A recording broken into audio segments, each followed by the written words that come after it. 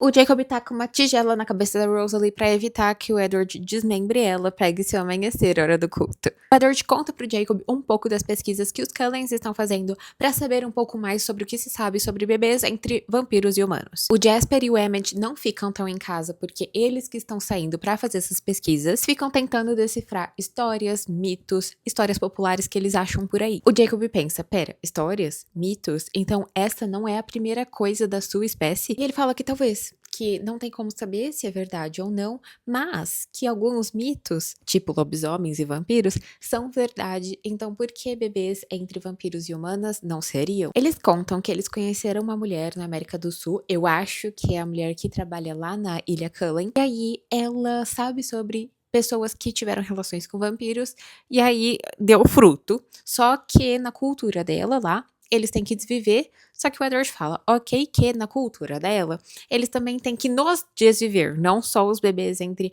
vampiros e humanas, então a gente tem uma perspectiva de que seja uma coisa diferente. O Edward fala que, segundo esses indígenas, eles são sem alma, e aí o Jacob pensa, bingo, é exatamente isso que vocês são. E aí ele também pensa que o Sam tá seguindo a linha de raciocínio certa, que é desviver essa criatura porque ela tem um potencial destrutivo muito alto. O Jacob perguntou o que essas histórias falam sobre as mães, e aí nesse momento o Edward ficou em chamas, segundo o Jacob. Parece que ele tá pegando fogo. Ele percebeu que o Edward não ia dar uma resposta, aí a Rosalie respondeu, não, nenhuma vive. Ela falou desse jeito, bem grossa, mas ela continuou. Óbvio que dar a luz no meio de um pântano com um curandeiro pegando saliva de bicho preguiça e passando na sua cara pra tirar espíritos maus, não é o melhor método pra salvar uma mãe de um bichinho meio diferenciado. Ela começa a justificar que mesmo os nascimentos normais, antes de terem hospitais e todas as tecnologias,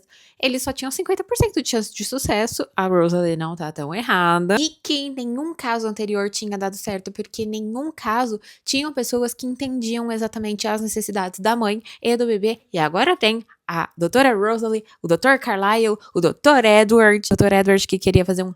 E essas outras mães, se existiram, que ela não acredita muito nisso, se tivessem toda essa estrutura, estariam bem, vivas, vampiras, na verdade. Aí, nesse momento, eu percebi que a Rosalie não tá tão interessada que a Bella vá de base e fique com o bebê, e eu entendo ela muito bem, porque eu não vejo a hora de ser tia, viu, Luísa? Por favor, eu quero muito ser tia, porque deve ser muito bom você curtir um bebezinho e depois dar pra mãe pra você ter uma noite de sono. Eu ainda não tô tendo isso. Eu acho que a Rosalie quer ser tia, mas o Jacob pensa diferente. Ele pensa que a Rosalie quer o bebê da Bella a qualquer custo. Não é uma ideia totalmente ruim, é uma tia muito boa. Viveria a maternidade pelo bebê da Bella. Ah, gente, eu tô gostando da Rosalie, tô gostando do Jacob. O que tá acontecendo nesse livro? Pelo amor de Deus! Na hora que o Jacob pensa nisso, nesse egoísmo da Rosalie querer salvar um suposto bebê a qualquer custo, o Edward, ele se agachou naquela posição de ataque de vampiros, e aí mostrou os dentes e tava prontinho pra acabar com a Rosalie ali mesmo. Aí o Jacob, pra evitar uma briga em família, pegou aquela tigela que ela fez escrito Fido, que vocês me contaram que Fido é tipo totó em inglês, e eu nunca tinha visto essa palavra. E aí ele tacou essa... Não, bebê, deixa que a gente tá fazendo culto agora. Tá bom? Aí ele tacou aquela tigela na cabeça da Rosalie. Fez um barulho super alto. Fez um tum. E a Rosalie virou com os olhos em chamas e falou: Você jogou comida no meu cabelo! Nesse momento, o Edward saiu da postura dele de ataque, todo mundo começou a rir muito. As gargalhadas do Jacob foram tão altas, mas tão altas que ele acabou acordando a Bella. Inclusive, a Rosalie só não atacou o Jacob porque ela percebeu que a Bella tinha acordado. E a Bella falou, o que que é tão engraçado? E o Jacob fala, eu joguei comida no cabelo da Rosalie e começa a rir novamente. A Rosalie fala, eu não vou esquecer disso, cachorro. E o Jacob responde, não é tão difícil apagar a memória de uma loira, é só soprar o ouvido. Ela, arrume piadas novas. A Bella fala, vamos, Jake, deixa a Rosalie limpar. Antes de terminar a palavra paz, a paz da barriga da Bella acabou, porque o bebê resolveu dar um chutinho e nisso ela começou a se contorcer no sofá, como se ela estivesse convulsionando. Ela ficou totalmente arqueada no sofá. Ela tentando falar, o bebê só tá se alongando. Cara, assim, um bebê normal já faz doer horrores. Imagina um bebezinho de pedra. E a Bella, ai, pobrezinho, ele não tem espaço suficiente. E o Jacob tá completamente chocado dela tá tratando dessa forma, uma coisa que tá machucando muito ela. E aí ela fala, sabe, Jacob, às vezes ele me lembra você.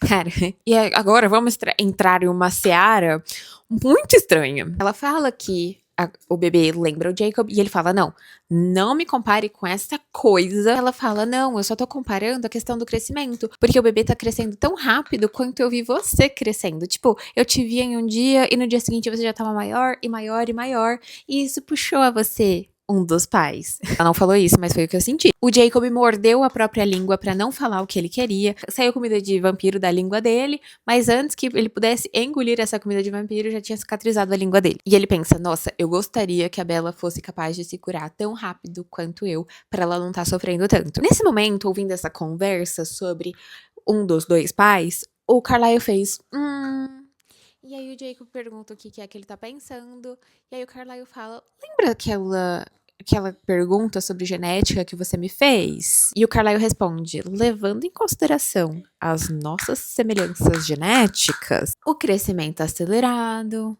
o fato da Alice não conseguir ver nada do futuro desse bebê. Será que estamos fazendo um chá revelação de que, na verdade, o Edward não é o pai, e sim o Jacob? E agora, o Carlyle e o Edward começam uma discussão extremamente complexa sobre genes que faz o Jacob pegar no sono.